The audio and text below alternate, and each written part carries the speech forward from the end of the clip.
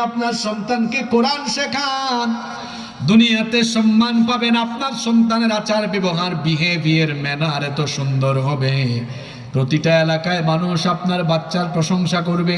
এই ছেলেটা কার, এই মেয়েটা কার, এত ভদ্র, এত বিনয়ী। আপনার প্রশংসা হবে, বাচ্চার প্রশংসা হবে। তেমনি ভাবে আখিরাতেও সম্মান থাকবে। যারা কোরআনওয়ালা সন্তান বানাবে, এই কোরআনওয়ালা সন্তানদের মাতা পিতাকে আল্লাহ তাআলা কিয়ামতের দিন তাদের মাথার মধ্যে নূরের মুকুট পরিধান করাবে। এই সম্মান আপনারা চান কি চান না? এই সম্মান চান কি চান না? তা আপনারা আপনাদের সন্তানদেরকে সবার আগে কি শিখাবেন? কোরআন। জোরে বলেন, কি শিখাবেন? আপনাদের কষ্ট হচ্ছে নাকি? 10 মিনিট থাকতে পারবেন তো? ইনশাআল্লাহ থাকতে পারবেন ইনশাআল্লাহ। কোরআনের 5টা বৈশিষ্ট্য বললাম। নাম্বার 6 নম্বর হচ্ছে, এটি হচ্ছে পৃথিবীর একমাত্র কিতাব যা হলো মোস্ট অথেন্টিক। এই কোরআনের ভেতরে কোনো ভুল ভ্রান্তি নেই, কেউ বের করতে পারবেও না। এজন্য আল্লাহ শুরুতেই বলেছেন যালিকাল কিতাব লা রাইবা ফি। এই যে জানুয়ারি মাসে বই বিতরণ হবে, সব বইয়ের উপরে লেখা থাকবে, কোথাও প্রচ্ছদে টাইপিং এ কোনো মিস্টেক হলে সংশোধনে দিবেন, পরে আমরা এটা আবার ঠিক করে দিব। কোরআনে কি এরকম কিছু আছে নাকি যে শরীয়তপুরের বান্দারা শোনো, তোমরা কোরআন পড়তে যাইয়া কোথাও কোনো ভুল পাইলে আমারে জানাই দিও, পরে ঠিক করে দিব না? আছে নাকি এমন কথা? আছে, চ্যালেঞ্জের কথা। যালিকাল কিতাব লা রাইবা ফি হুদাল লিল মুত্তাকিন। This is the book, the most authentic and original book in this world. Whereof there is no doubt about it, and it's a guidance for those who are muttaqin. এটা এমন কিতাব, এখানে সন্দেহ আছে, এ ব্যাপারেও সন্দেহ করা যায় না। আল্লাহু আকবার। মুত্তাকিনদের জন্য এটাকে হেদায়েতের কিতাব যিনি বানিয়েছেন, জোরে বলেন তো তিনি কে? আল্লাহ। নাম্বার 7 নম্বর হলো, it's quite impossible to make a book like holy Quran. কোরআনের মতো কোরআন বানানো পৃথিবীতে কারো দ্বারা সম্ভব না। কবি কবিতা বানাতে পারে, সাহিত্য বানাতে পারে, এই কোরআনের সাহিত্যিক মান খুব উঁচুতে। আলেমরা যারা আছেন গবেষণা করেন কোরআন নিয়ে, তারা দেখেন কোরআনের শব্দ চয়নের নমুনা। আপনি ওই মানের সাহিত্য রচনা করতে পারবেন না। কোরআনে কারিমে যে কবিতার ছন্দের মতো ছন্দমিল আছে, এরকম ছন্দমিল আপনি দিতে পারবেন না। আবার এখানে ঐতিহাসিক তথ্য আছে, প্রাগৈতিহাসিক কাহিনী, হাজার বছর আগের কাহিনী এখানে আছে না নাই?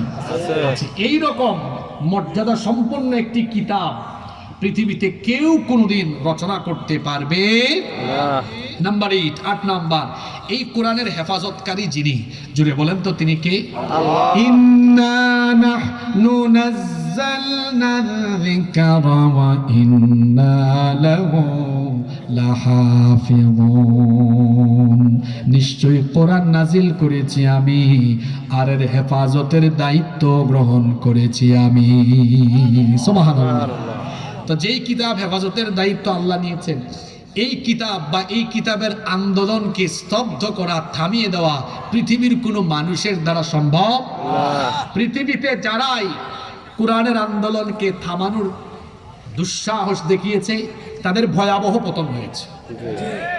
ফেরাউন, নমরুদ, আবু জাহাল, উতবা, সাইবা থেকে নিয়ে শুরু করে সকলকে আল্লাহ উচিত শিক্ষা দিয়েছেন।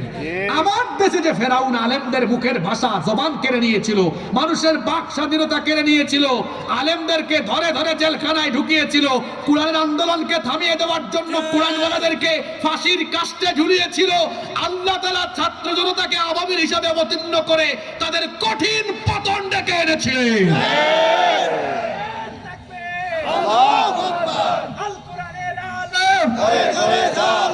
ঘরে ঘরে জালো, ইসলামের শত্রুরা হুঁশিয়ার সাবধান। নারায়ে তাকবীর। আপনারা কি আমার কথায় বেজার হয়ে গেলেন নাকি? নাম্বার 9 নাম্বার, কোরআনে কারীম এটি এমন একটি কিতাব, এই কিতাবের ভেতরে সকল সমস্যার সমাধান আছে না নাই? আছে। It's the problem solving methodology. এটি হলো সকল সমস্যার সমাধানকারী একটি গ্রন্থ। এর ভেতরে সব আছে, কিভাবে আপনার পরিবার চলবে, আপনার সমাজ চলবে, আপনার দেশ চলবে, সবই কোরআনের ভেতরে আছে না নাই? আছে। কথায় আছে, শেষ ভালো যার সব ভালো। এই শেষের পয়েন্টটা মনোযোগ দিয়ে শুনেন, খুব গুরুত্বপূর্ণ কথা হবে এখন। আগের কথা মনে রাখেন আর না রাখেন, এটা মনে রাখতেই হবে।